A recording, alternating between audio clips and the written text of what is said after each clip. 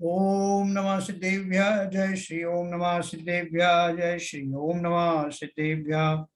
मंगलम भगवान वीरो मंगलम गौतमो गणी मंगलम कुंद कुंदाद्यो जैन धर्मोस्तु मंगलम सर्वमंगल मांगल्यम सर्व कल्याण कारकम प्रधानम सर्वधर्माणां जैनम जयतु शासनम जैनम जयतु शासनम जैनम जयतु शासनम। पंचलब्धि पुस्तक में से हमारा प्रायोग्य लब्धि नाम का विषय चल रहा है। पुस्तक की लेखिका है डॉक्टर उज्ज्वला शाह। हम बात कर रहे थे कि ये जो जिस समय जो कर्मों में जो उलटफेर होती है, कर्मों की अनुवाग शक्ति कम हो जाती है, स्थितियां घट जाती हैं, घटती हुई ही बंद होती है, तो उस सारे उसमें प्रकरण में वो जो किस तरह सम्यक दर्शन प्राप्त होने से पहले पहले वो सब वातावरण बनने लगता है, कर्मों की स्थिति घटने लगती है, अनुभाग घटने लगता है, प्रदेश बंद घटने लगता है, ये सारी चीजें अपन ने पढ़ी। तो ये सब घटने के वो किस लिए आपको फैसिलिटी दी जा रही है, वो फैसिलिटी अपन ने समझा। प्रायोगिक लब्धि पेज नंबर 93 पे अपन ने पढ़ा था। यहाँ से शुरू करेंगे जहाँ प्रायोगिक लब्धि नाम लिखा है उस पर। क्षयोपशम लब्धि, विशुद्धि लब्धि और देशना लब्धि पूर्वक जीव की विशुद्धि प्रति समय बढ़ती जाती है। देखो तीनों ही जो लब्धियां हैं उनसे प्रत्येक में थोड़ी थोड़ी बढ़ती गई, हर एक में ये काम हो रहा है। उसके कारण आयु को छोड़कर अन्य 7 कर्मों की स्थिति घटकर अंतः कोड़ा कोड़ी सागर प्रमाण रह जाती है। ये हमारी सत्ता में जो पड़ी हुई ना, जो कर्म जो पड़े हुए हैं उनकी स्थिति की बात है। उनकी स्थिति कितनी रह गई? अन्य 7 कर्मों की स्थिति घटकर अंतः कोड़ा कोड़ी सागर प्रमाण रह जाती है। स्थिति का यह घटना स्थिति कांडक घात द्वारा होता। एक नया शब्द मैंने कल बताया था आपको, क्योंकि स्थिति घटना है तो इसलिए कोई एक कांड होना है, ऐसे समझ लो। वैसे तो कांडक का अर्थ होता है टुकड़ा, पीस। तो स्थिति कांडक घात द्वारा यानी एक टुकड़ा स्थिति का कम हो जाता है, उसके लिए एक विशेष प्रकार का भाव जीव के होते हैं। वो जीव के उस भाव के पैकेज को जिसके द्वारा अंत कोड़ा कोड़ी सागर वाली स्थिति तक आ जाते हैं उसको स्थिति कांडक घात कहते हैं। भावों का विशेष प्रकार का जो समूह है, पुंज है, जो इस कार्य के लिए रिस्पॉन्सिबल है। अप्रशस्त कर्मों का अनुभाग घटकर घाती कर्मों का लता और दारू भाग तथा अघाती कर्मों का निम्ब और कांजी रूप शेष रहता है। इसमें मैंने कल आपको बताया था ना, या उसकी उतनी ज्यादा कठोरता नहीं रहती, वो कठोरता कम हो जाती है, तो उनका ये अनुभाग यानी फल दान देने की शक्ति कम हो जाती है। पाप कर्मों की जो घातीय जाति के तो पाप कर्म ही है ना, उनके भी 4 लेवल अपन ने पढ़े थे। शैल अस्थि तक पढ़ा था, लता दारू शैल अस्थि, अस्थि और शैल। तो उसमें से अस्थि और शैल वाले नहीं रहते, तो कम कठोर वाले पाप कर्म जो है वो रह जाते हैं। अप्रशस्त मतलब उनका अनुभाग जो है कम हो जाता है। अप्रशस्त कर्मों का अनुभाग घटकर घाती कर्मों का तो लता और दारू भाग रूप तथा अघाती कर्मों का निम्ब और कांजी रूप शेष रहता है। अघाती कर्म जो मैं अपन ने पढ़ा था ना, पाप और पुण्य वाले जो थे, उसमें जो पाप वाली जाति के हैं उनका भी अब अनुभाग कम हो जाता है, उतना घोर नहीं रहता, अब हलाल विष और हलाल वाला नहीं रहता। प्रायोगिक लब्धि में ये तो हो गया किसका? अप्रशस्त कर्मों के अनुभाग का यह घटना अनुभाग कांडक घात द्वारा होता है। पहला वाला अपन ने स्थिति घटाई, स्थिति कांडक घात हो गया। अब वो उनमें कर्मों में फल देने की शक्ति कम करी, तो इसलिए यानी अनुभाग कम किया, तो इसके उससे नाम से मिलता जुलता क्या होगा? अनुभाग कांडक घात। उसके द्वारा उसका फलदान, फल देने की शक्ति कम कर दी। प्रयोग्य लब्धि में जो नया कर्म बंद होता है, पहले तो ये किसकी बात हो रही थी? जो हमारे सत्ता में जो कर्म पड़े हुए हैं, जो अब फल दे रहे हैं, देने आने वाले हैं या निरंतर दे रहे हैं, उनकी बात हुई। अब नया कर्म भी तो मैं बांधता हूं ना, तो नए कर्म बंद की स्थिति क्या रहेगी उस समय में? तो बोल रहे हैं प्रायोगिक लब्धि में जो नया कर्म बंद होता है उसमें स्थिति बंद भी अंतः कोड़ा कोड़ी सागर का होता है। पहले वाले जो सत्ता में थे उनका स्थिति अपन ने देखी घट गई, और अब जो बंद हो रहा है, लेकिन वो ये कह सकता था पहले वाली तो घट गई, लेकिन अभी मेरे भाव तो निरंतर चल रहे हैं ना। और आपने बताया था कि घातिया कर्मों का और सबका कर्मों का निरंतर बंद हो रहा है, 8वां कर्मों का।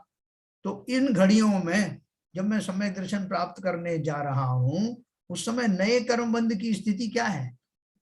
मेरे भाव जो है जो अगर वैसे ही खोटे रहे तो फिर से पहले वाले तो कम स्थिति के हो गए, अनुभाग के हो गए, लेकिन अभी जो बांधूंगा वो तो 70 कोड़ा कोड़ी सागर वाले बांधूंगा ना।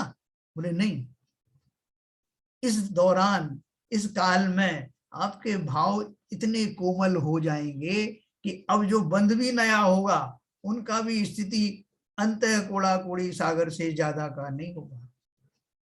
पुराने की स्थिति कम होगी, नए जो बनेंगे उनकी स्थिति भी कम वाली रहेगी। जो क्रमशः घटता जाता है, और जो कम हुआ ये क्षण पहले जो था दूसरे क्षण और कम हो गया, तीसरे क्षण और कम हो गया, क्योंकि मुझे अभी अंतर मुहूर्त में सम्यक दर्शन प्राप्त होने वाला है। उसे स्थिति बंधापसरण कहते हैं। किसको स्थिति बंधापसरण कहा? एक तो था स्थिति कांडक घात, उसमें तो क्या था, सत्ता में पड़े हुए जो कर्म थे जो उदय में आते हैं, आ रहे हैं, उनका उनमें कमी लाने के लिए स्थिति, वो स्थिति कांडक घात था। अभी जो नए कर्म जो बन रहे हैं, है ना, नए कर्म भी कम स्थिति वाले बने, इसके लिए जीव के भावों के उस ग्रुप को स्थिति बंधापसरण कहते हैं, कि अब बंधेगा तो कम अनुभाग वाला और कम स्थिति वाला बनेगा।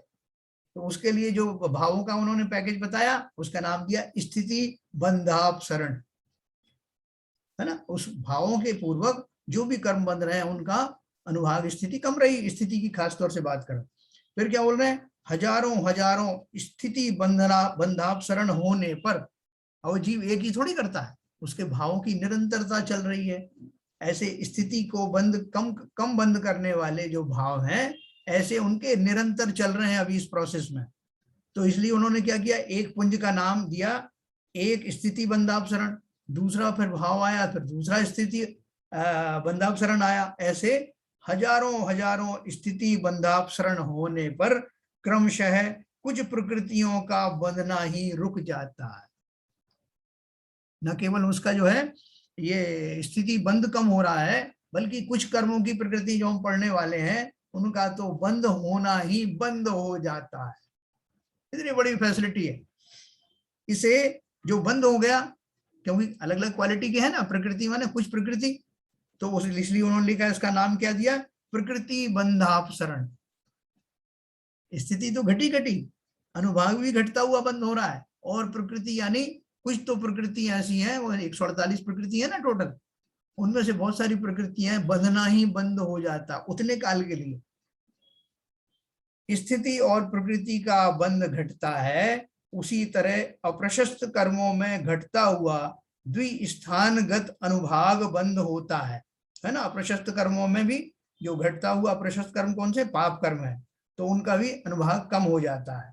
और प्रशस्त प्रकृतियों में बढ़ता हुआ चतुस्थानगत अनुभाग बंद होता है। पुण्य प्रकृतियां का अनुभाग बढ़ता हुआ बनता है। पहले तो मैं बहुत सारा पुण्य करता था, बहुत सारे अच्छे भाव करता, थोड़ा सा पुण्य बंद होता था। इस काल में आपको बहुत बोनस मिल रहा है कि आप जो भाव कर रहे हो उससे जो पुण्य प्रकृतियां हैं बहुत ज्यादा उनका अनुभाग बढ़ जाता है, पाप प्रकृतियों का घट जाता है। प्रदेश बंध भी अनुत्कृष्ट और अजघन्य होता है। कल आप पूछ रहे थे ना बाबू जी, तो इसमें क्या हो गया, जो प्रदेश बंध होता है वो मिनिमम भी नहीं रहता और मैक्सिमम भी नहीं होता, बीच की स्थिति वाला रहता है ना। आगे भी आएगी ये बात। प्रदेश बंध भी अनुत्कृष्ट माने उत्कृष्ट जाति का, उत्कृष्ट नहीं होते परमाणु, और ना ही अजघन्य ना ही जघन्य होता है, मतलब मिनिमम और मैक्सिमम के बीच वाला जो स्टेज रहती है प्रदेश बंध, जो उस समय की जो स्थिति है वो बताई। अब देखिए, तत्व विचार से चारों ही प्रकार के बंधों में परिवर्तन होता है। उपरोक्त कार्य करने की योग्यता प्राप्ति होना प्रायोग्य लब्धि है। अब आप समझिए इसका रहस्य क्या है। क्षयोक्षम लब्धि में मेरा जो है वो क्या क्या हुआ था, अनुभाग घटने लगा था ना क्षयोक्षम लब्धि में, और उसके फलस्वरूप मेरे जो है बहुत सारे जो कर्म थे उनका मंद कषाय होने के कारण मेरा जो है बहुत सारा पुण्य आदि का मेरा मन लगने लगा था उसमें, है ना। शिव समलब्धि का क्या जो अपन ने स्वरूप पढ़ा था ना, तो अब जो है उन उसके भाव जो है वो धर्म कर्म में ज्यादा लगने लगते। विशुद्धि लब्धि में अपन ने पढ़ा, उसके बाद में देशना लब्धि में उस जीव को न केवल भले लोगों का सही देव गुरु आदि का शास्त्रों का देशना मिली, बल्कि उस देशना को उस जीव ने एब्जॉर्ब भी किया, ग्रहण करने लग गया, समझ में आने लग गया और निर्णय करने लग गया। ये थी देशना लब्धि। ये सब कर लिया हमने।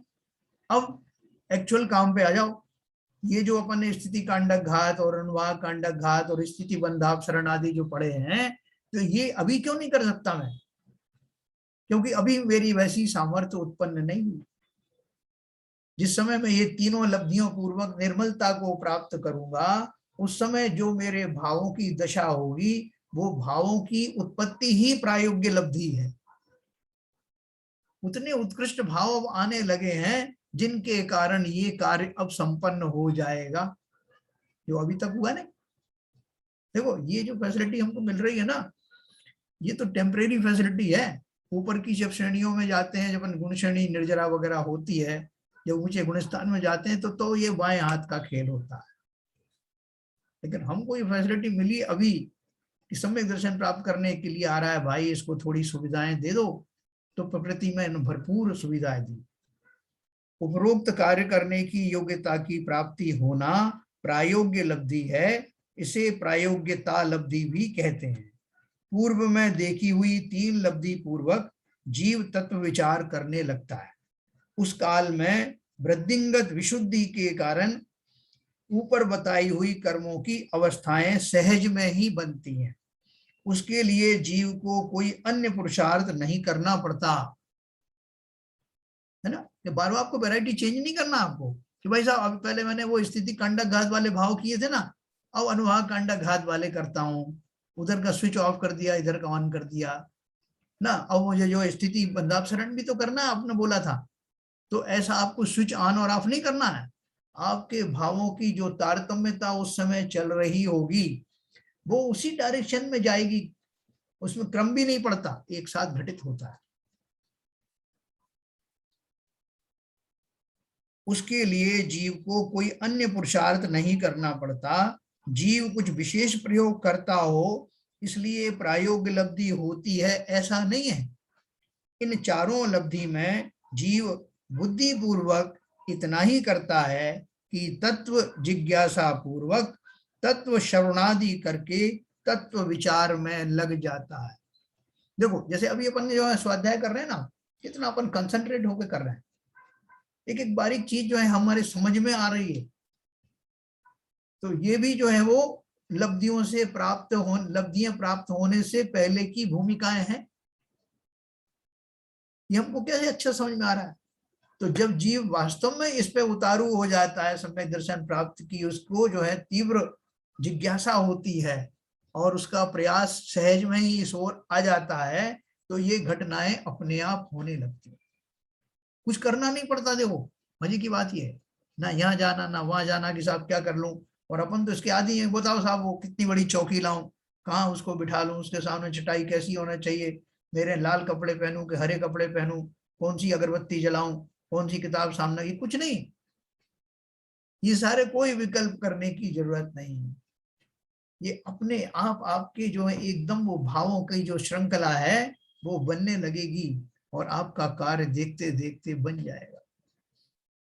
इन चारों ही लब्धि में जीव बुद्धि पूर्वक इतना ही करता है कि तत्व जिज्ञासा पूर्वक तत्व श्रवणादि करके तत्व विचार में लग जाता है। देखो वो सिंह का जो जीव पर्याय में जो जीव था महावीर स्वामी का, उसको कितना समय मिला होगा। कोई उन्होंने चारण रिद्धिधारी मुनि ने दो दिन तक थोड़ी उनको उपदेश दिए। जिस क्षण में उसको उपदेश मिला उस क्षण में ही उसने ना केवल ग्रहण किया, धारण किया, अवधारणा में लाया, निर्णय कर लिया। क्या निर्णय कर लिया कि ओ मैं तो जीव द्रव्य हूं, ऐसा अनोखा जीव द्रव्य हूं, कहाँ भटक रहा था मैं, किन किन पर्यायों में भटका, कहाँ कहाँ मैं गया, अपनी मूर्खता के कारण मैंने कितनी कितनी पर्याय वनस्पति काय में बिताई, कितनी पर्याय तिर्यंचों में बिताई, कितनी दिन नरकों में रहा, अब कितना मेरा अच्छा समय आया है, मैं पहचान गया हूं कि मैं कौन हूं। ये सारा विचार उसका एक क्षण में हो गया, टाइम नहीं लगा। हमको टाइम लग रहा है, देखो हमको टाइम लगता है, इसका भी मैंने विचार किया हमको क्यों टाइम लगता है और उसको क्यों नहीं लगता है। क्योंकि हमारे पास ऑप्शंस बहुत हैं, इंद्रिय के विषय हमारे की बहुत सारी वैरायटीज हैं, हमारे बहुत सारे चिंतन हो सकते हैं। उन सारे चिंतनों में हमारा ज्ञान कहीं ना कहीं बट जाता है, चिंतन बढ़ जाता है, हम भटक जाते हैं, हम कंसंट्रेट कर ही नहीं पाते अपने आप को, इतने सारे ऑप्शंस हमारे पास। लेकिन वो जो जीव बैठा है, वो जिसको सिर्फ दो ही काम है, उसको खाना सोना, खाना और सोना, उनमें से वो उसको, मैं ये नहीं बोल रहा हूँ कि इसलिए उस वहां जाना, उस पर्याय में जाना उचित है, ये नहीं बोल रहा हूँ, लेकिन हमारे भटकने का जो रीजंस है, वो रीजंस में ये रीजन भी है, बहुत सारे ऑप्शन है। हम ये जरा सा थोड़ा सा दुख कम हो जाता है तो हमको लगता है कि नहीं यही पर्याय बहुत अच्छी है, वो काय का स्वर्ग और काय का जो नरक और काय का मोक्ष। तो ये हम तुरंत ही हमारे छोटे मोटे जो काम होने लगते हैं तो हम सब भूल जाते हैं, इसी को सुख मान लेते हैं। लेकिन उस जीव ने बिल्कुल कंसंट्रेट करके, उसकी काल लब्धि आ गई थी, समझ लिया कि मैं कहाँ पड़ा हुआ, मैं किन चीजों में पड़ा हुआ हूँ, कैसे जीवों को मार के खा रहा हूँ। एक क्षण के अंदर उसमें ताजा ताजा जो मृग को पकड़ के मुंह में रखा था, मुंह में से छूट गया, उसको पता भी नहीं चला, उसने छोड़ा थोड़ी, छूट गया। ऐसे ही मैंने ये पंचेंद्री के विषयों को जो कस के पकड़ रखा है, इनकी तीव्र अभिलाषा में मेरा तन बदन जल रहा है, वो अभिलाषाएं अचानक से बंद हो जाती हैं जब जिज्ञासा, जब तत्व की अपने प्रति रुचि जागृत होती है, तो सारे विषय मुंह में से ऐसे ही छूट जाते हैं जैसे उस सिंह के मुंह से मृग। देर नहीं लगती। तो देखो आगे चलते हैं। ये बोला है कि जब जिज्ञासा पूर्वक तत्व श्रवण करने और तत्व विचार में लग जाता है तो ये घटनाएं सहज होती हैं। ऊपर बताई हुई बातों की अब विस्तार से चर्चा करेंगे, क्योंकि उसमें अनेक पारिभाषिक शब्द हैं। सरल भाषा में कहना हो तो जीव प्रायोग्य लब्धि में आता है, तब उसकी सत्ता में पड़े हुए, देखो अब इन्होंने सारी लब्धि है ना, उसका एक संक्षेप में बताया। सरल भाषा में कहना हो तो जीव प्रायोग्य लब्धि में आता है, तब उसकी सत्ता में पड़े हुए पूर्वबद्ध कर्मों की स्थिति घटकर अंतः कोड़ा कोड़ी सागर प्रमाण रह जाती है ना, सत्ता वाली बात कर रहे हैं। उसी तरह नया होने वाला बंध भी अंतः कोड़ा कोड़ी सागर से कम स्थिति वाला होता है ना। तीसरा हमने क्या पढ़ा था, तथा कितनी ही प्रकृतियों का बंधना रुक जाता है, प्रकृति बंधापसरण, कितना बढ़िया चीज है। आप कहोगे ये कैसे हो सकता है, बिना तपस्या किए, बिना कुछ ज्यादा कुछ किए, खाली चिंतन मात्र से इतनी सारी घटना घटित हो गई। तो वो आगे क्यों करना है, यहीं तक रुक जाते हैं, प्रयोग लब्धि में बैठ जाते हैं, अपने आप होता रहेगा मामला सेटल, ऐसा किसी ने कहा भी है। सर्वप्रथम अंतः कोड़ा कोड़ी सागर का अर्थ समझते हैं। मैं बार बार बोलता हूं अंतः कोड़ा कोड़ी सागर क्या होता है। सागर का प्रमाण तुम्हें पता है, 10 कोड़ा कोड़ी अद्धा पल्लियों का एक अद्धा सागर होता है। कोड़ा कोड़ी का अर्थ है करोड़ गुणा करोड़ कर्मों की स्थिति अद्धा सागर में बताई जाती है। तो जितना बड़ा स्केल होगा, जितनी बड़ी चीज होगी, उसका स्केल भी उतना ही बड़ा होगा ना। अपन डिस्टेंस को मापते हैं, वही साहब यहाँ से लेकर के और भोपाल की कितना डिस्टेंस है, तो अपन फीट में थोड़ी जवाब देते हैं साहब कि इतने इतने हजार फीट या इतने इतने लाख इंच, अपन बड़ा पैमाना बताते हैं, किलोमीटर्स में, माइल्स में बताते हैं। तो उसी तरह से जब कर्मों की स्थिति कितनी है हमारे, तो हम गिन ही नहीं सकते। तो इसलिए उन्होंने क्या बताया, उसकी किस में नापी जाती है, कर्मों की स्थिति अद्धा सागर में बताई जाती है। क्यों अद्धा पल्ले की बात भूल गए, दोबारा स्थूल रूप से देखते हैं अद्धा पल्ले कितना होता है। हमने जैन धर्म जानिए में पढ़ा था, 1 योजन चौड़ा और 1 योजन ऊंचा एक गड्ढा अर्थात पल्य करना, यह सब कल्पना में करना, नहीं तो गड्ढा खोदने बैठ जाओ, पूरी जिंदगी निकल जाएगी। फिर उत्तम भोग भूमि में जन्मे हुए 7 दिन से कम उम्र वाले मेंढों के बालों के अग्रभागों से मेंढा एक जीव होता है त्रियंश जाति का, मेंढक नहीं मेंढा। 7 दिन से कम उम्र वाले मेंढों के बालों के अग्रभागों से, बाल भी कौन से, उनका छोटा छोटा टुकड़ा काट के, कोमल भोग भूमि में जन्मे हुए 7 दिन से कम वाले, मतलब बड़े भी मोटे बाल नहीं, मुलायम बाल है, उनके अग्रभागों से वो गड्ढा ठसा ठस भर देता है। इन्हें रोम खंड कहते हैं, रोम होते हैं ना शरीर में। अब गड्ढा भर दिया, कितना बड़ा गड्ढा था, 1 योजन चौड़ा 1 योजन ऊंचा ये गड्ढा है, मतलब डायमीटर उसका हो गया। अब हर 100 साल के बाद एक रोमखंड निकालना, ठसाठस भर दिया, अब उसमें से 100 साल के बाद में एक निकालना। इस तरह जब गड्ढा खाली हो जाए उतने वर्षों को एक पल्य कहते हैं। ठीक है, तो गड्ढा खाली करना है पहले। एक पल्ले के असंख्यात में भाग में भी असंख्यात करोड़ वर्ष होते हैं। क्या बोला, जो एक पल्ले निकला ना पूरा गड्ढा खाली करने के बाद, उस एक पल्ले के, वो एक पल्ले कितना बड़ा है कि एक पल्ले के असंख्यात में भाग में भी असंख्यात करोड़ वर्ष होते हैं। तो अभी तो एक पल्ले का निकाला है, इसे व्यवहार पल्ले कहते हैं।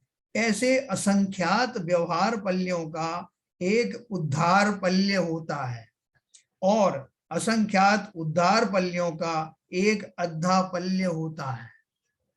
ऐसे 10 कोड़ा कोड़ी अद्धा पल्यों का एक सागर होता है।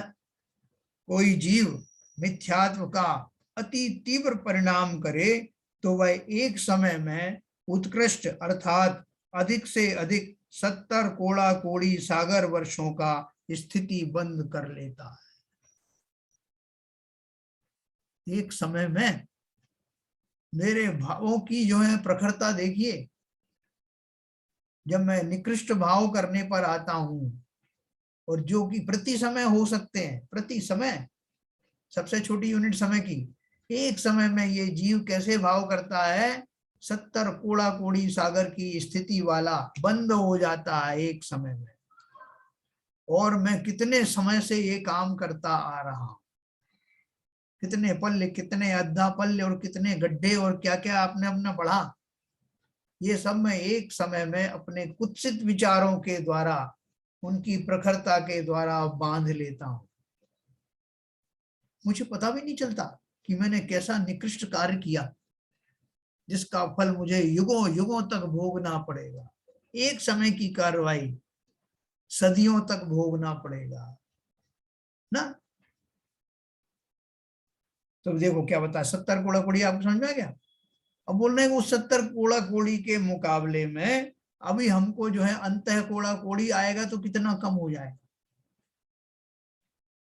परंतु एक बात जान लो, इस तरह का उत्कृष्ट स्थिति बंद करने वाला जीव प्रथमोपसम्यक्त प्राप्त नहीं कर सकता।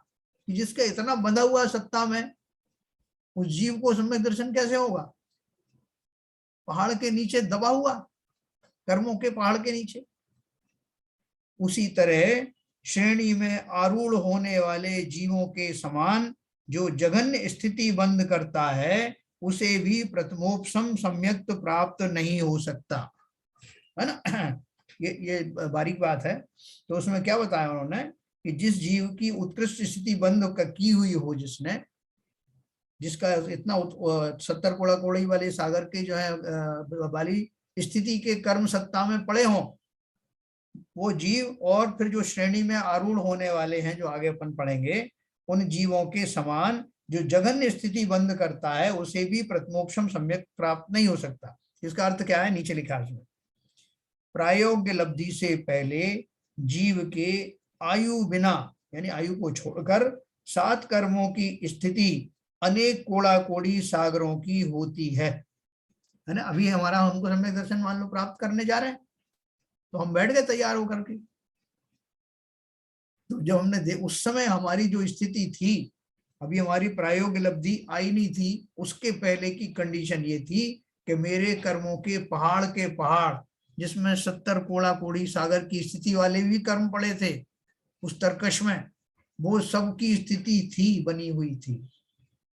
उन सभी 7 कर्मों की स्थिति अब घट करके प्रयोग लब्धि के आते ही घट करके अंतः कोड़ा कोड़ी सागर की रह जाती है, अर्थात करोड़ गुना करोड़ सागर वर्षों से भी कम हो जाती है। देखो वो किसकी बात कर रहे हैं, जो मैक्सिमम पीक पे है ना 70 कोड़ा कोड़ी सागर, वो ही घट करके 1 कोड़ा कोड़ी के अंदर आ गया। उसके अलावा जिनकी 1 कोड़ा कोड़ी सागर की होगी वो और कम हो जाएंगे, जिनकी उससे भी कम होगी वो उससे भी कम हो जाएंगे, और सारे मिला के समाहित हो जाएंगे एक अंतः कोड़ा कोड़ी सागर में। तो अपन ने पढ़ा था ना, सारे कर्मों की स्थिति निरंतर घटने लगती है अनुक्रम से, चौक्षम लब्धि में पढ़ा, और उसके बाद में फिर उनका अनुभाग भी कम हुआ, अपन ने ये भी पढ़ा। और नए जो बनेंगे वो नए की बात अभी आगे अपन ने पहले पढ़ चुके हैं, आगे भी आएगा कि नए जो बनेंगे वो भी उतने घातक नहीं बनेंगे। उन सभी 7 कर्मों की स्थिति घटकर अंतः कोड़ा कोड़ी सागर की रह जाती है, अर्थात करोड़ गुना करोड़ सागर वर्षों से भी कम हो जाती। कोड़ा कोड़ी सागर से कम और करोड़ सागर से अधिक संख्या को अंतः कोड़ा कोड़ी सागर कहते हैं, है ना। क्या बताया देखो, कोड़ा कोड़ी सागर से कम यानी 1 करोड़ इंटू 1 करोड़ नहीं है ना, अंतः कोड़ा कोड़ी है, और करोड़ सागर से अधिक, करोड़ सागर से अधिक लेकिन 1 करोड़ इंटू 1 करोड़ से कम, ऐसा अंतः सागर अंतः कोड़ा कोड़ी सागर कहते हैं। कर्मों की स्थिति का यह घटना स्थिति कांडक घात द्वारा होता है। जो अब मैं करूंगा, प्रयोग लब्धि वाला मुझे अमोघ शस्त्र मिला, अब मैं ये करके दिखाऊंगा, ये करना जरूरी है। क्यों? क्योंकि इसके बिना सम्यक दर्शन होता नहीं। इसलिए पहले ही अपने भावों का एक पुंज मैंने ऐसा किया कि उसके होते ही ये स्थितियां घट गई। अब मैं क्वालिफाई हो गया सम्यक दर्शन प्राप्त करने के लिए। कांडक, कांडक यानी खंड अर्थात टुकड़ा, अनेक निषेकों के समूहों को यहाँ कांडक कहते हैं। निषेक अपन ने पढ़ा था ना, जो कर्म वर्गणाओं से बनते हैं उनको निषेक कहते हैं ना। अनेक निषेकों के समूह को यहाँ कांडक कहते हैं, यानी भावों का समझो। समान स्थिति वाले परमाणुओं के समूह को निषेक कहते हैं। अपन कर परमाणुओं की बात कर रहे हैं जो भावों की अपेक्षा से जो आते हैं, तो अनेक निषेकों के समूह को यहाँ कांडक कहते हैं। समान स्थिति वाले परमाणुओं के समूह को निषेक कहते हैं। निषेक की अपन ने पहले परिभाषा समझी थी ना, समान स्थिति वाले जो एक ही समय में उदय में आने वाले हैं, उन सब कर्मों के पुण्य को अपन निषेक कहते हैं। एक एक समय में एक एक निषेक, इस तरह अनेक कोड़ा कोड़ी सागरों के निषेक सत्ता में रहते हैं। एक जो है मेरा ग्रुप, कर्मों का एक ग्रुप अगले समय में उदय में आने वाला है, दूसरा वाला ग्रुप उससे अगले वाले समय में आने वाला है, तीसरे वाले समय का ग्रुप अगले समय में आएगा, उस तरह से। तो बोल रहे हैं ऐसा कब तक आएगा, जितनी मैंने स्थिति बनाई हुई है उस प्रकृति के, उस जाति के कर्म की स्थिति जितनी बनाई है, उतने कोड़ा कोड़ी सागर तक ऐसा होता रहेगा, और वो कर्म प्रति समय उदय में आते रहेंगे। जैसे मेरे घातिया कर्म है ना, निरंतर बन भी रहे हैं और निरंतर उदय में भी आ रहे हैं। ये कुछ घटनाएं मेरे सामने होती हैं भाई साहब, मैं कभी बड़ा दुखी हो जाता हूँ, कभी मैं थोड़ा अच्छा लगने लगता है, कभी बहुत हल्का सा कोई संकट आता है, कभी थोड़ा बड़ा आने लगता है। क्या हो रहा है सब? ये भाई साहब सब कर्म जो है इतने बांध के रखे हैं कि एक क्षण भी फुर्सत नहीं है कि हम उन कर्मों से कहते हैं कि भाई साहब अभी दूसरे कर्म को आने दो ना, आप तो बहुत सता चुके हो हमको, अब दूसरे को सताने दो, आप जरा चुपचाप बैठो। वो कर्म कहेंगे नहीं हम एक साथ ही सताएंगे आपको, क्योंकि आपने एक साथ ही बांधे थे, कोई कंसेशन नहीं। ये तो हो सकता है कि किसी समय में मेरे भाव थोड़े से मृदु रहे हों, तो उस समय होने वाले जो कर्म का जब उदय आएगा तो वो थोड़ी सी किंचित मृदुता लिए हुए आएंगे, उतनी कठोरता के साथ नहीं आएंगे। अगली पल पल जो बांधे हुए वो उससे कठोर आ सकते हैं। ऐसा निरंतर संसार में मैं भोग रहा हूं, एक पल भी उन कर्मों के उदय के बिना मेरा जीवन होता नहीं। मैं किसी पर्याय में भी चला जाऊं, वो कर्मों का उदय निरंतर होता है और नवीन कर्म का बंध भी निरंतर हो रहा है। क्या दशा चल रही है हमारी।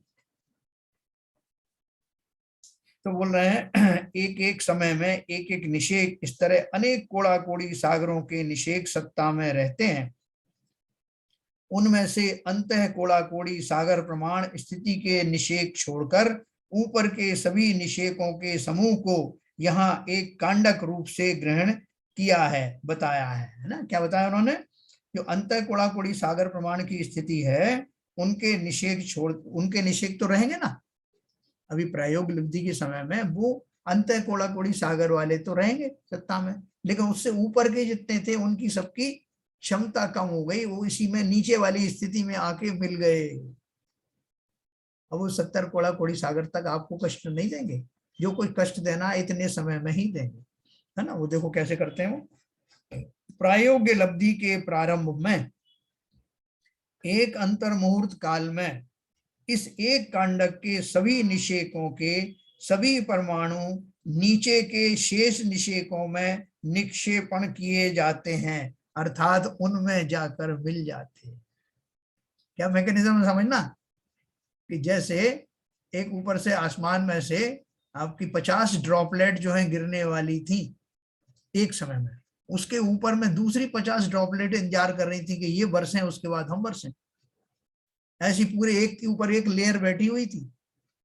अभी क्या हो गया कि वो जो सारी, वो थोड़ी जो उसका जो है चौड़ाई बढ़ गई, स्पैन बढ़ गया, और वो 50 क्या जितनी ऊपर थी लेयर, वो सारी लेयर एक साथ आ गई, नीचे की वाली स्थिति में आ गई। वो जो बहुत 4 घंटे बाद बरसने वाली थी, वो अभी जो बरस रही है उनके साथ ही आके मिल गई, इसलिए उनकी स्थिति कम हो गई। उतने काल तक फल नहीं देंगे आपको, और ये निकलेंगी भी तो कैसे, अनुभाग भी कम हो गया। आप सोचोगे सारी एक साथ मिल जाएंगी तो आफत आ जाएगी, उनका अनुभाग भी कम हो गया। तो ऐसे घटे हुए अनुभाग वाले होने के कारण उनसे आपको ज्यादा कष्ट नहीं होगा और आगे तक नहीं भोगना पड़ेगा, क्योंकि उनकी स्थिति अभी निबट गई। ये कैसे होगा? तो उन्होंने बोला इस काम के लिए जो रिस्पॉन्सिबल मेरे भाव हैं उसको स्थिति कांडक घात कहते हैं। स्थिति घटाई ना, इसलिए स्थिति कांडक घात। देखो ये सब काम मैं ही कर रहा हूँ, कोई आकर के नहीं कर रहा। भाई साहब मैं आपका स्थिति कांडक घात कर देता हूँ, आप मेरा कर देना, और अपन एक तरह दोस्ती निभाए एक दूसरे के प्रति, है। बाबूजी बोलेंगे आप सब क्यों कष्ट कर रहे हो, मैं ही सबका कर देता हूँ स्थिति कांडक घात, है। कोई किसी का कर नहीं सकता, अपना अपना ही करना है भैया। देखो यहाँ कर्म अभी सत्ता में ही पड़े हैं, परंतु तत्व विचार के निमित्त से उनकी अनेक कोड़ा कोड़ी सागरों की स्थिति घटकर अंतः कोड़ा कोड़ी सागर प्रमाण शेष रह जाती है। ये भंडार की बात है, अभी तो उनका उदय आया भी नहीं है, सत्ता में पड़े हुए थे, यथा योग्य समय पर आकर के आपको फल देंगे, और इतने इतने करोड़ों अरबों वर्षों तक फल देने की उनकी मंशा थी। लेकिन इस बीच में आपने अपने भावों से कमाल कर दिया और उनकी वो स्थिति, इतनी बड़ी स्थिति का नाश कर दिया।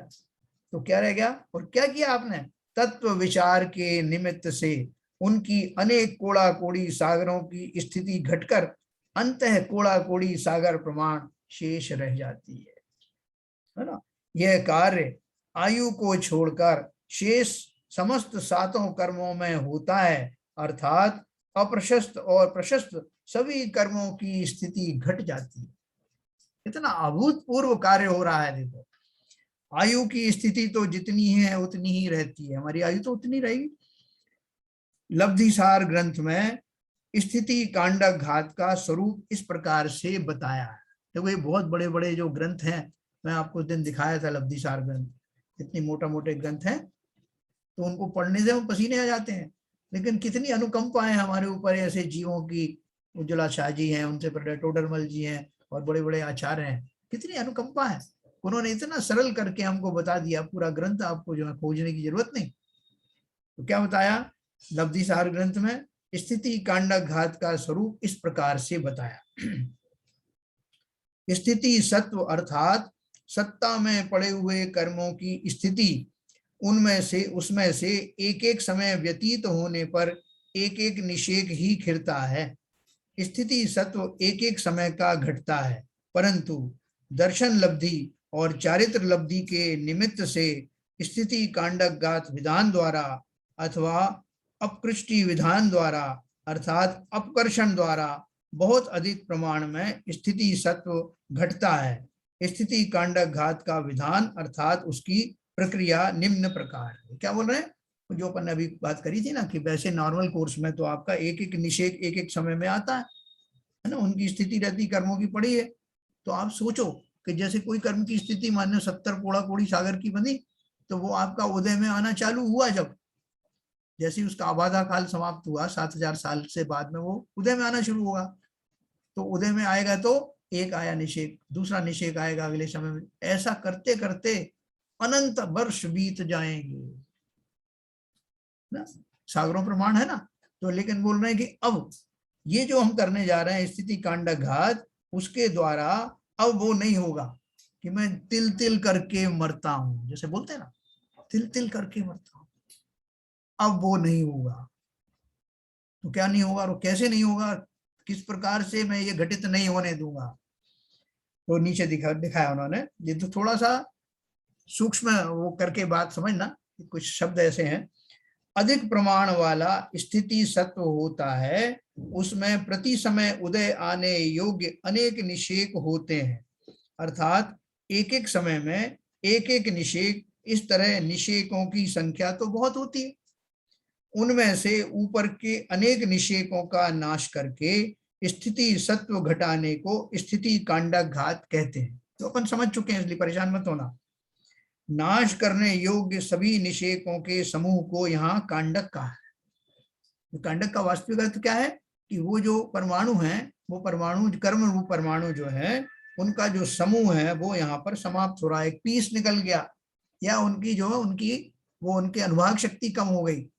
अनुभाग की आगे बात करेंगे, ये अभी स्थिति की बात चल रही है। इन्होंने बोला उनमें से ऊपर के अनेक निषेकों का नाश करके स्थिति सत्व घटाने को स्थिति कांडक घात कहते हैं। नाश करने योग्य सभी निषेकों के समूह को यहाँ कांडक कहा है। देखो स्थिति कैसे घटेगी, अनुभाग की बात नहीं हो रही कि उनका फलदान देने की शक्ति होगी, वो नहीं। स्थिति कैसे घटेगी, मैंने अभी आपको जैसे एक बादल का उदाहरण दिया ना कि 50 बूंदों का एक लेयर है, उससे ऊपर 50 लेयर की और लेयर है, उसके ऊपर और लेयर है, वो सब जो है अलग अलग समय में बरसने वाले हैं। तो अभी क्या हो गया स्थिति कांडक द्वारा कि मैंने वो सारी लेयरों को एक ही लेयर में समाहित कर दिया, तो कांडक घात तो मतलब स्थिति समाप्त हो गई, कम हो गई। नाश करने योग्य सभी निषेकों के समूह को यहाँ कांडक कहा है। कांडक के निषेकों के सभी परमाणु शेष निषेकों में आवली प्रमाण ऊपर के निषेकों को छोड़कर अर्थात अति स्थापनावली छोड़कर नीचे के सभी निषेकों में निक्षेपण किए जाते हैं, अर्थात उनमें आ मिलते हैं। उनकी स्थिति नीचे के निषेकों के समान हो जाती है। देखो इसमें क्या बताया, जो मेरी एक लेयर बनी थी ना वो 50 बूंदों वाली, ऊपर की जो सारी जो लेयर है वो क्या करती है, इस लेयर के जस्ट ऊपर वाली लेयर में आके समाहित हो जाती है, जिसे उन्होंने क्या दिया, अति स्थापनावली नाम दिया। जो उदय में आ रही है ना जो लेयर, उस लेयर से जस्ट ऊपर वाली लेयर में ऊपर की सारी लेयर आकर के बिछ जाती है। तो जिसमें समय लिखा ना शेष निषेकों में आवली प्रमाण ऊपर के निषेकों को छोड़कर, मतलब खाली उतने ही निषेक, एक पतली सी लेयर वाले जो निषेक हैं जो उदय में चल रहा है उसके तुरंत बाद जो आने वाले हैं उसमें आकर के सारे मिल जाते हैं।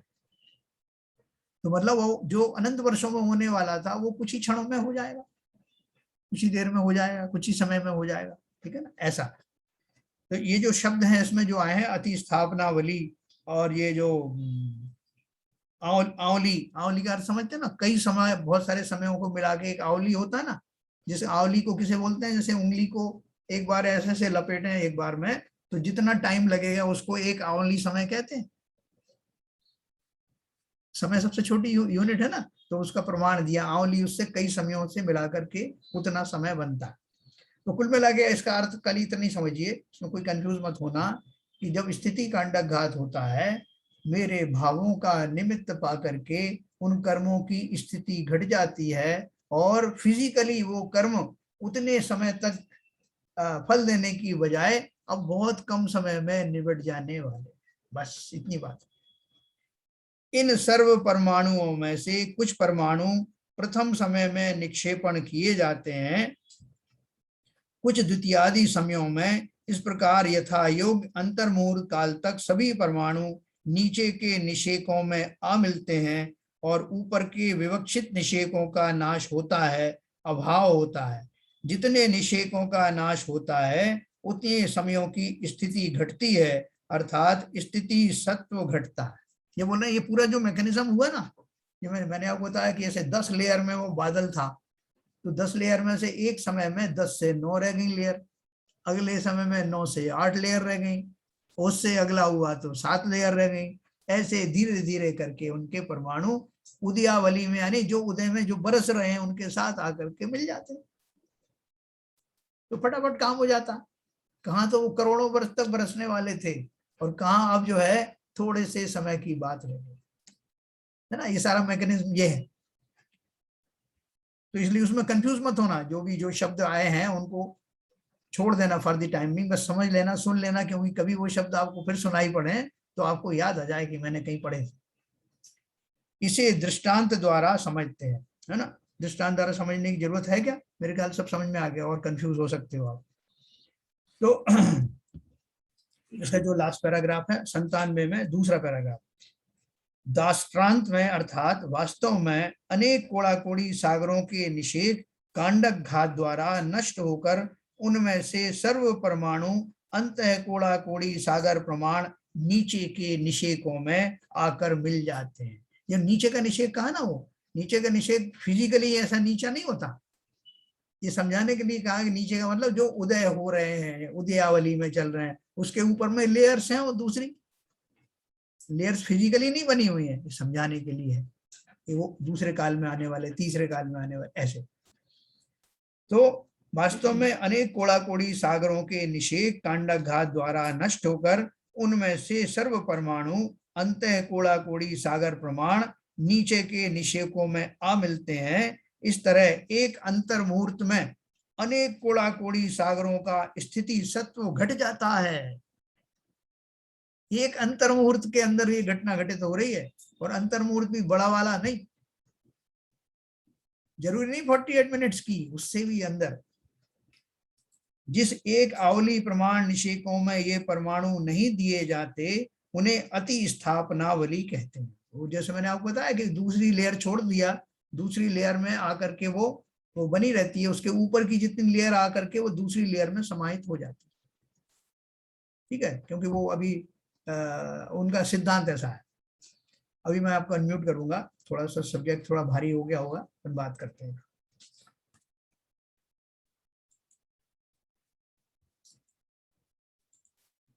हाँ सर, मैंने बहुत भारी कर दिया क्या? दो बातें आई जी कि जो पंच ये लब्धि के दौरान जो 70 कोड़ाकोड़ी सागर के जो कर्म थे वो अंता कोड़ाकोड़ी में कन्वर्ट हो गए। जी हाँ।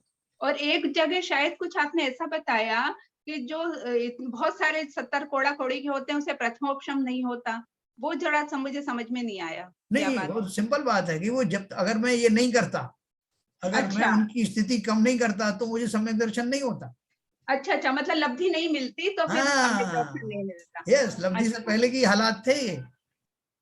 तो ये जो हो रहा है मतलब ये सम्यक दृष्टि बनेगा जीव, ये सब पंच लब्धि से है, सम्यक दृष्टि बनेगा जीव, मिथ्या दृष्टि से सम्यक दृष्टि बनेगा, वही बात है।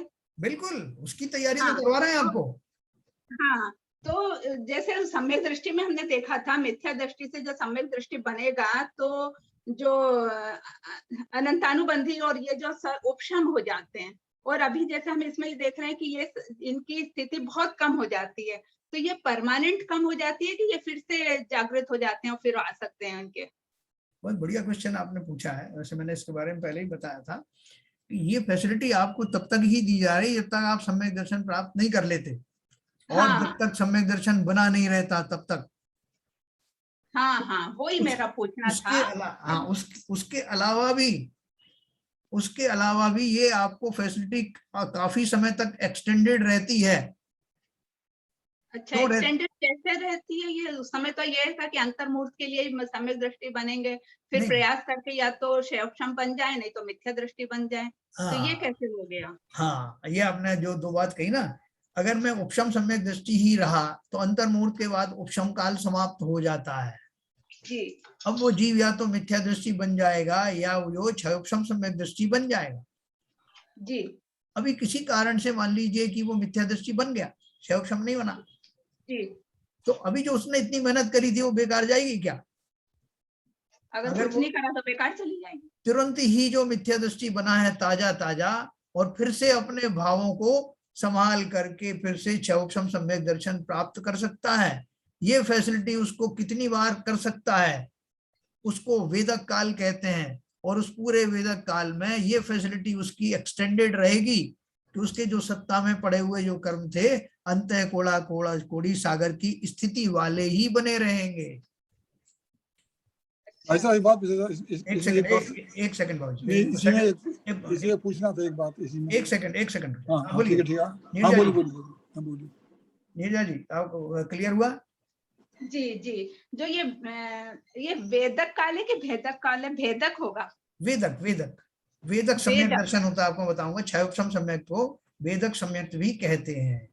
हाँ अच्छा। हाँ अब समझ आ गया। ये टॉपिक अभी अपना चलेगा, एक एक के बाद एक बिल्कुल तो- सीरियल वाइज चलेगा, चिंता नहीं करें। अच्छा, तो तो मतलब आज कुछ, हाँ, और क्या था? हाँ, जैसे आज थोड़े से वर्ड्स आए, जी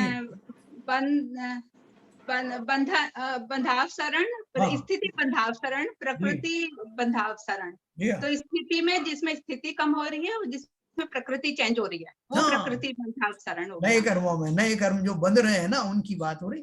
वो अच्छा, नए कर्म की प्रकृति हाँ, अब वैसी नहीं बन रही है। और एक कांडक घात। कांडक, कांडक मतलब बहुत सारे निषेकों का एक ग्रुप। कांडक में तो जो जो सत्ता में पड़े हुए जो कर्म है उनकी बात हाँ कर रहे हैं, वो कांडक हाँ हो रहे हैं। हाँ हाँ, बहुत सारे निषेक का ग्रुप।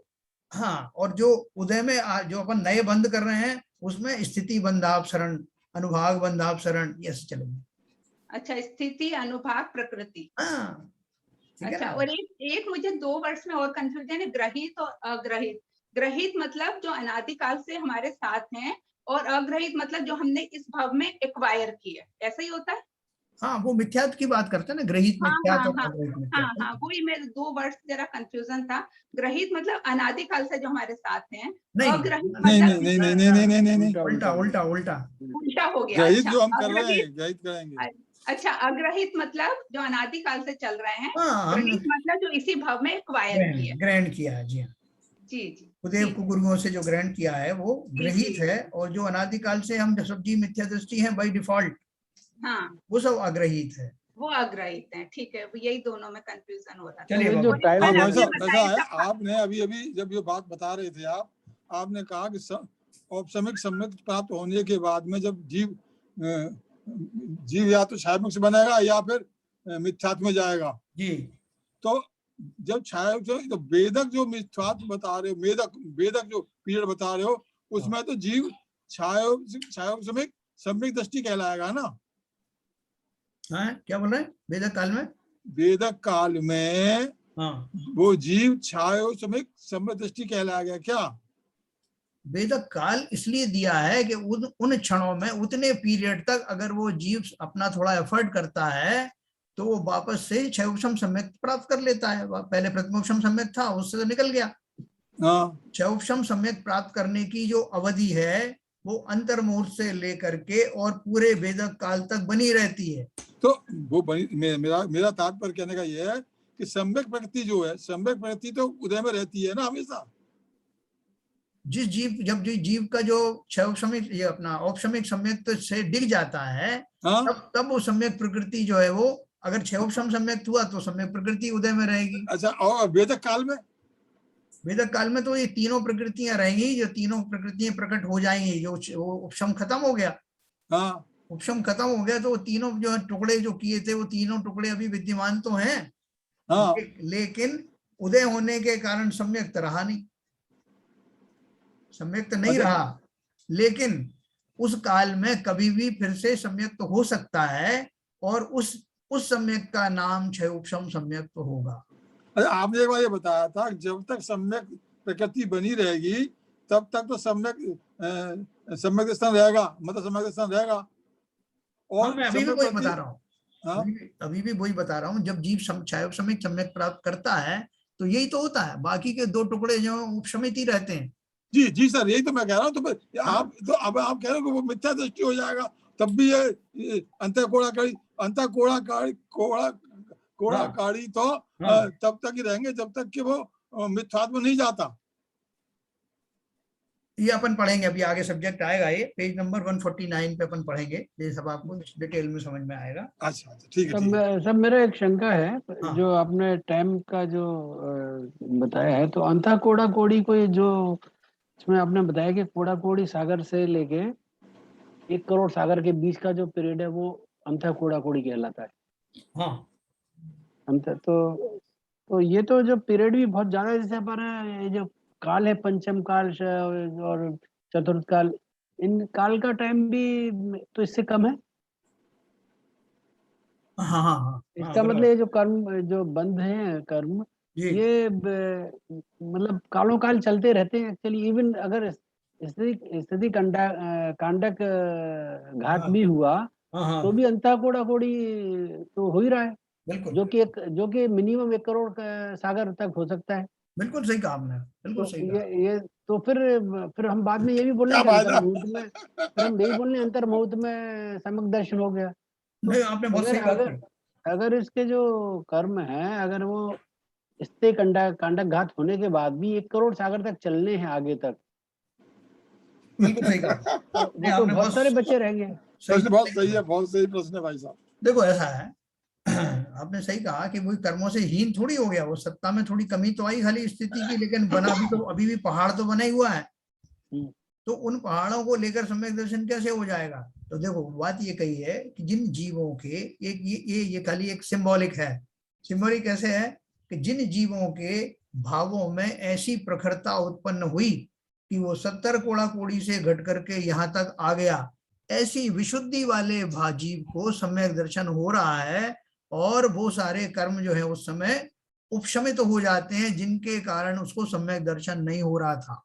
सभी कर्म उपशमित नहीं होंगे, ध्यान रखना, लेकिन मोहिनी कर्म विशेष तौर से जिसकी 70 कोड़ा कोड़ी सागर तक की उत्कृष्ट स्थिति हो सकती है, वो घट करके इतना तो हो ही गया। उसके अलावा उस पीरियड में वो उपशमित हो जाएगा, फ्रोजन हो जाएगा। वो पहाड़ है अभी सत्ता में पड़ा हुआ है। आपने बहुत सही वैलिड क्वेश्चन पूछा, वो गया कहां? उसको जाने के लिए तो मुझे क्षायिक सम्यक दृष्टि बनना पड़ेगा, तब वो सत्ता में से जाएगा, और उसके बाद में फिर बाकी के कर्म पड़े हुए अभी मौजूद है। और भाई साहब सम्यक दृष्टि होने के बाद तो बाकी जो अंतः कोड़ाकारी वाले जो कर्म है ये तो फुर से उड़ जाएंगे। हाँ, बहुत सारे छोटे छोटे जो कर्म हाँ, फुर से उड़ जाएंगे। ये क्या देखने में लगते हैं कि कोड़ा को बहुत बड़े बड़े हैं, और भाई साहब ने इतना डरा दिया कि पल्ल में भर के आध पल्ल होगा और ये होगा वो होगा। ये तो बात सही है, बात तो सही है, लेकिन जब सम्यक दृष्टि जीव हो जाएगा, उसका दृष्टिकोण बदल जाएगा, तो ये जो पहाड़ के पहाड़ दिखाई दे रहे हैं ये तो अंतर मुहूर्त में ही चले जाएंगे। वो पहले तो डराना पड़ेगा ना बाबूजी, तब तो आप जो उनको फेंकोगे, अभी तो उतना साहस बटोरोगे तभी उतना उपक्रम करोगे। भाई साहब इतने डर जाएंगे फिर करने काम करने छोड़ दे। ललित जी कह रहे हैं कि इस तरह कांड घात होने के बाद में अभी जब इतनी स्थिति बनेगी तो मुझे क्या जरूरत है बेकार पचड़े में पड़ूं मैं। एक मेरा क्वेश्चन है, एक सेकंड, ये समझ में आ गया ललित जी? आप समझ में आया? जी जी जी, बोलिए। तो क्वेश्चन ये, आपने अभी ये बोला कि वैदिक काल में मतलब वापस वैदिक काल का एक पीरियड रहता है, उसके बाद में हम वापस सम्यक दर्शन प्राप्त कर सकते हैं। तो जो वैदिक काल में जो हमारे उपसमित हुए हैं जो कर्म, वो भी उपसमित ही रहते हैं कि क्योंकि हम मिथ्या दृष्टि तो हम हो गए, तो जो हमने जब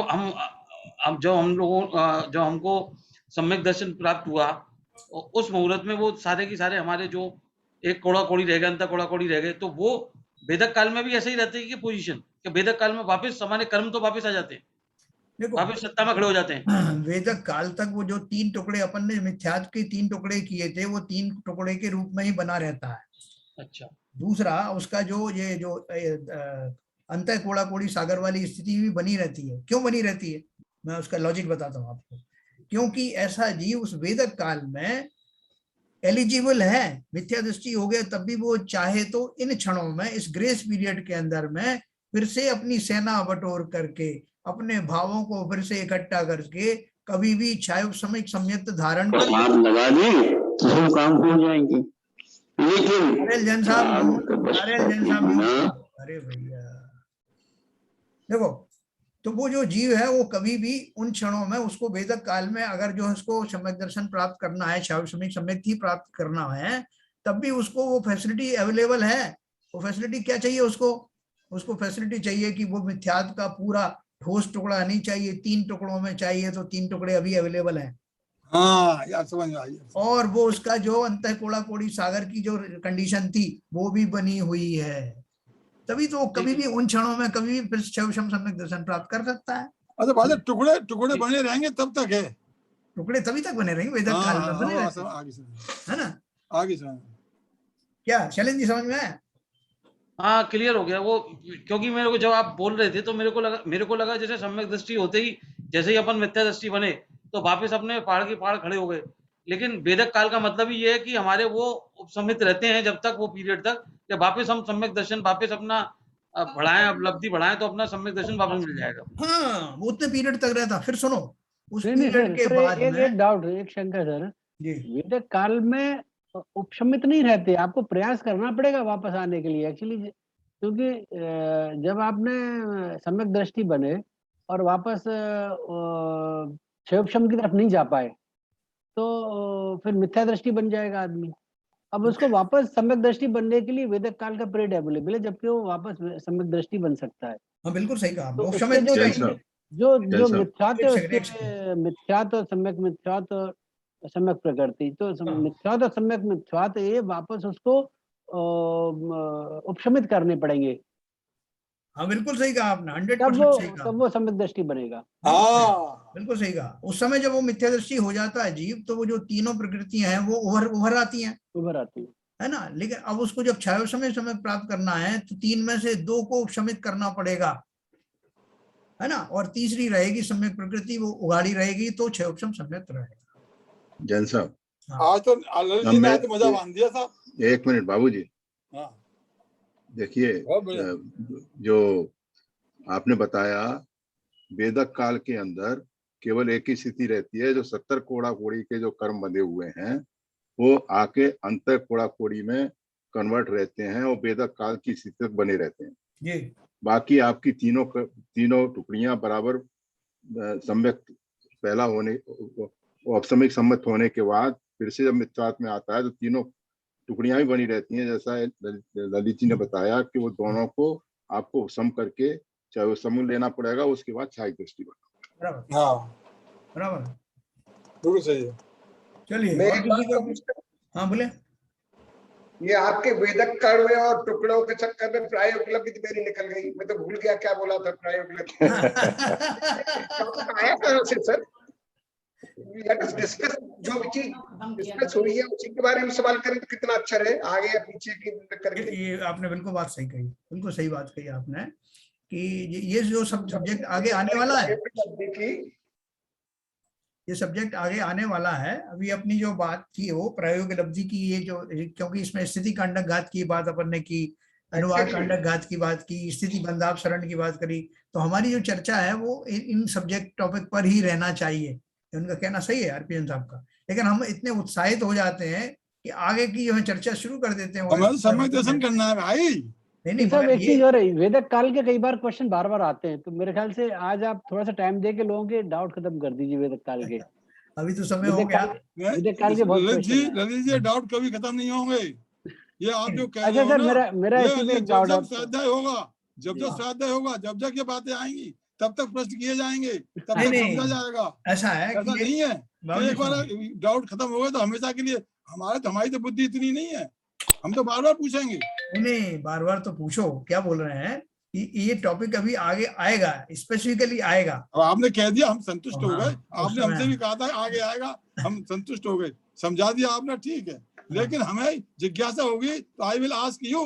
हाँ नहीं, बिल्कुल पूछिए, बिल्कुल पूछिए। लेकिन क्या है कि जो हमारा बैकग्राउंड चल रहा है ना अभी नो बहुत नो सारे, no, I agree with you sir, वो बैकग्राउंड भी बना रहना आई चाहिए। Agree with you sir. अगर आपके स्वाध्याय के समय पे कोई अगर बात जिज्ञासा होती है तो we have to compulsorily to ask you. Anyway मैं अभी एक सर मिनट के एक अंदर में, क्वेश्चन और था सर इसी में। हाँ जैसे इसमें एक सेंटेंस आपने बताया था कि चारों लब्धि में जीव बुद्धि पूर्वक इतना ही करता है कि तत्व जिज्ञासा पूर्वक तत्व श्रवण आदि करके तत्व विचार में लग जाता है। जी हाँ, मतलब ये जो चारों लब्धि जो बताई उनमें बेसिकली काम तो एक ही हो रहा है, तो इसका मतलब क्या ये समझे कि इनके जो डिग्री है वो थोड़ा सा बढ़ती जा रही है। शुरू बिल्कुल। में जो था क्षेपक्षम लब्धि, फिर ये देखो इसमें विशुद्ध लब्धि। ये जो विशुद्ध लब्धि और देश बिल्कुल लब्धि। आप ठीक समझ रहे हैं। ये जो लाइन लिखी है, ये लाइन जो है अंतः दीपक के समान है, अंत्य दीपक के समान है। मतलब इसकी लाइट सारी रिद्धियों पे जा रही है कि वो जो जीव है वो क्षेपक्षम लब्धि से ही शुरू हो जाता है, लेकिन शुरू होते होते जब उसके भावों की उत्कृष्टता बढ़ती जाती है और प्रायोगिक लब्धि तक आती है, तब ये जो बंधापसरण आदि जो होते हैं, स्थिति कांडक घात होते हैं, वो बढ़ते हुए भावों की दशा के कारण ही होता है। आपने ठीक समझा इसका। वो सब एक दूसरे से कनेक्टेड ही है, लेकिन अलग अलग स्तर के अलग अलग लेवल के भावों के लिए नाम दिए गए हैं। ठीक है सर, अपन इसकी चर्चा कल और करेंगे, समय हो गया। मैं कैसे खत्म करूंगा? ये बोल रहे 8:45 खत्म कर दो। नहीं, फिर उसका प्रश्न तो किया ना, अभी तो 8:45 किया था, तब से प्रश्न हाँ बिल्कुल किया, बिल्कुल किया। नहीं किया। हाँ। ठीक है भाभी जी डांटो मत प्लीज। ये मुझसे रोज कहते हैं कि आप 9 बजे खत्म क्यों नहीं करते। मैंने कहा बता, 8:45 मैंने टाइम दिया था ना, उसके बाद इतने क्वेश्चन आ रहे हैं। नहीं 8:45 पे 46 पे आपने वो ओपन कर दिया था, अनम्यूट कर दिया था। ठीक है साहब, थोड़ा तो माल परोसना पड़ेगा ना शुरू से जो। हाँ बिल्कुल साहब, बिल्कुल बिल्कुल बिल्कुल, इसीलिए बहुत बहुत धन्यवाद साहब। चलिए जिनवाणी स्तुति करेंगे। मिथ्यातम नाश वे को ज्ञान के प्रकाश वे को अपर भास वे को भानु सी बखानी है। छह द्रव्य जान वे को बंध विधि भान वे को स्वपर पिछान वे को परम प्रमाणी है। अनुभव बताए वे को जीव के जताए वे को काहू न सताए वे को भव्य और आनी है। जहाँ तहाँ तार वे को पार के उतार वे को सुख विस्तार वे को यही जिनवाणी है। हे जिनवाणी भारती तो है जपू दिन रहन, जो तेरी शरण गए सो पावे सुख चैन। जिनवाणी के ज्ञान से सूझे लोकालो, सो वाणी मस्तक नमो सदा देते हैं धो, सदा देते हैं धो। जिनवाणी माता की जय। अवर नमोकार।